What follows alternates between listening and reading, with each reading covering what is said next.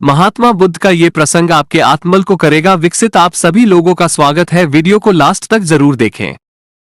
महात्मा Buddha story. शिष्य भिक्षुओं की शिक्षा पूरी हो चुकी थी। भगवान महात्मा बुद्ध ने एक दिन उन्हें एकत्रित किया और एक एक कर उनसे पूछने लगे कि संघ के सिद्धांतों के प्रचार के लिए कौन किस तरफ जाना चाहता है। जो शिष्य जिस क्षेत्र का नाम लेता उसे वहीं भेजा जा रहा था।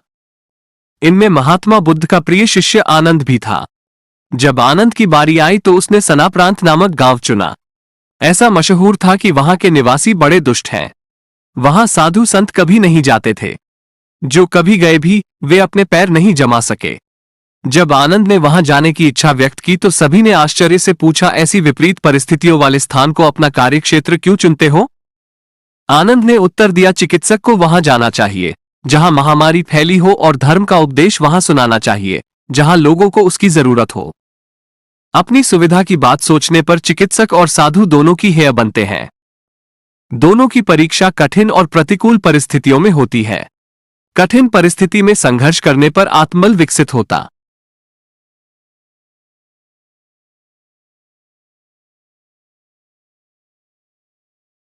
गौतम बुद्ध से एक व्यक्ति ने कहा कि जीवन का मूल्य क्या है।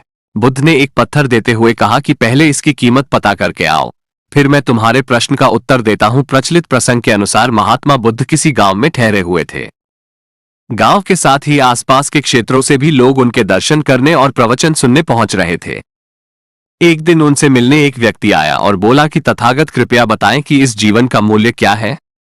बुद्ध ने उस आदमी को एक पत्थर दिया और कहा कि पहले इस पत्थर की कीमत मालूम करके आओ, फिर मैं तुम्हारे प्रश्न का उत्तर देता हूं। ध्यान रहे, इस पत्थर को बेचना नहीं है। वो व्यक्ति पत्थर लेकर बाजार में गया। वहां एक संतरे वाले के पास गया और बोला कि इस पत्थर को देखो और बताओ इसकी कीमत क्या है। संतरे वाले ने उस पत्थर को देखा, वो चमक रहा था। उसने कहा कि यह पत्थर मेरे काम का नहीं है, फिर भी मैं इसके बदले तुम्हें 12 संतरे दे सकता हूं। इसके बाद वो व्यक्ति एक सब्जी वाले के पास गया। पत्थर देखकर सब्जी वाले कहा कि एक बोरी आलू ले लो और ये पत्थर मुझे दे दो। इसके बाद वो व्यक्ति पत्थर लेकर एक सुनार के पास गया और उसे पत्थर दिखाया। सुनार ने पत्थर देखा और कहा कि इस पत्थर के बदले मैं तुम्हें 1000 स्वर्ण मुद्राएं दे सकता हूं। उस व्यक्ति ने पत्थर बेचने से मना कर दिया तो सुनार बोला कि मैं तुम्हें 1000 स्वर्ण मुद्राएं देता हूं, ये मुझे दे दो। इसके बाद भी व्यक्ति पत्थर बेचने के लिए तैयार नहीं हुआ तो सुनार ने कहा कि तुम इसकी जो कीमत मांगोगे मैं दे सकता हूं। उस व्यक्ति ने कहा कि इस पत्थर को मैं बेच नहीं सकता, मुझे सिर्फ इसकी कीमत मालूम करनी है। सुनार के बाद वो व्यक्ति एक जौहरी के पास गया और पत्थर दिखाया। जौहरी ने जब उस पत्थर को देखा तो वो बोला कि यह तो अनमोल रत्न है।